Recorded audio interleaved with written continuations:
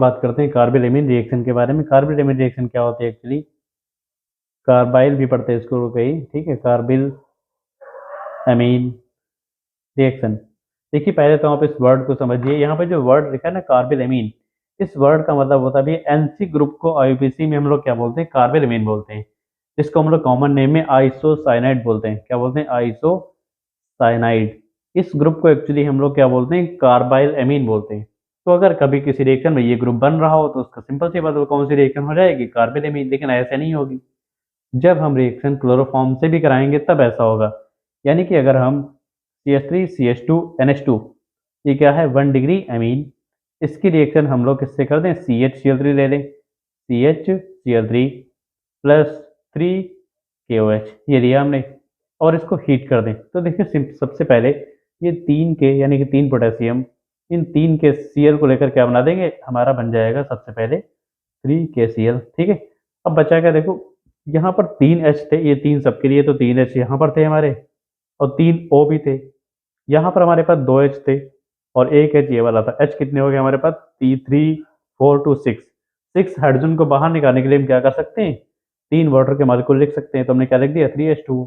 इस 3H2 में 6 hydrogen अलग हो गए, 3 ऑक्सीजन भी निकल गए। अब सब कुछ खर्च हो गया, बचा क्या हमारे पास? ये वाला N, ये वाला C।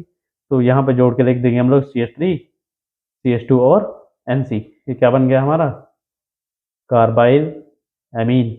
तो हम बोल सकते हैं कि अगर कभी हम 1 डिग्री एमीन की रिएक्शन क्लोरोफॉर्म और पोटेशियम और सोडियम हाइड्रोक्साइड से करा दें तो क्या बनता है? कार्बाइल एमीन बनता है, जिसका नाम क्या होता है? Carbyl amine reaction. ये रिएक्शन बहुत बहुत बार पूछी गई है, जितना आप पढ़ सके इसको जरूर पढ़िएगा, बहुत इंपॉर्टेंट रिएक्शन है। कार्बाइल एमीन रिएक्शन के बाद आती है नेक्स्ट रीमर टीमन रिएक्शन। क्या नाम है? Reamer टीमन reaction. ये रिएक्शन एक्चुअली मैंने यहाँ इसलिए कराई है क्योंकि इसी चैप्टर में एक टॉपिक आता है क्लोरोफॉर्म। क्लोरोफॉर्म की केमिकल प्रॉपर्टीज में दोनों रिएक्शन आते हैं, इसलिए मैंने इसी चैप्टर में पढ़ा दिया आपको रीमर टीमन रिएक्शन। इसमें क्या होता है एक्चुअली? बेंजीन के ऊपर अगर हम OH लगा दें, इस कंपाउंड का नाम फिनॉल होता है। इसकी रिएक्शन अगर हम CHCl3 से करेंगे और प्लस में हम लोग 3KOH यूज करेंगे तो सबसे पहले कॉमन सी बात है, जैसे कि ऊपर वाले रिएक्शन में हुआ था यहाँ पर भी होगा, और बाहर क्या निकलेगा? 3KCl बाहर निकलेगा। अब देखिए यहाँ पर 3H, एक ये वाला H, इस बार हमारे पास केवल 4 हाइड्रोजन है, तो यानी कि वाटर के 2 मॉलिक्यूल बाहर निकलेंगे। 2 वाटर मॉलिक्यूल बाहर निकालने से 4 हाइड्रोजन तो खर्च हो गए, पर ऑक्सीजन कितने खर्च हुए? सिर्फ 2।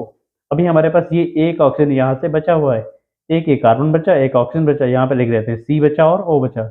इस CO ग्रुप को अगर हम इस जगह पर आके जोड़ेंगे तो हमें एक चीज अच्छे से पता है कि बेंजीन में हर जगह पर हाइड्रोजन पाया जाता है। अगर वहां पे कोई ग्रुप नहीं लगा हुआ है तो, क्योंकि बेंजीन का फॉर्मूला C6H6 होता है, तो यहाँ का जो H होगा वो बाहर निकलेगा और वो CO ग्रुप के साथ जुड़ के क्या बना देगा? CHO बना देगा। तो बेंजीन के ऊपर तो OH ही लिखा रहेगा ऐसे, यहाँ पर OH लिखा है, लेकिन आर्थो पे क्या हो जाएगा? CHO, और इस कंपाउंड का नाम हो जाएगा सैलिसिलडिहाइड। अगर आपको ये डिफिकल्ट लग रहा है नाम तो आप पढ़ सकते हैं इसको आर्थो हाइड्रोक्सी बेंजल्डिहाइड। इसके लिए आपको थोड़ा ABC देखना पड़ेगा, आर्थो हाइड्रोक्सी बेंजल्डिहाइड, ठीक है। ये आईपीसी का वीडियो मैं जरूर अपलोड करूंगा बोर्ड एग्जाम से पहले ही। ऑर्थो हाइड्रोक्सी बेंजल्डिहाइड बोल सकते हैं। अगर हम फिनॉल की रिएक्शन क्लोरोफॉर्म और पोटेशियम और सोडियम हाइड्रोक्साइड से करा दें और हमारा प्रोडक्ट सल्फरडिहाइड बन जाए तो इस रिएक्शन का नाम क्या हो जाएगा? रीमन टीमन रिएक्शन, ठीक है। इतनी रिएक्शन आपको पढ़ के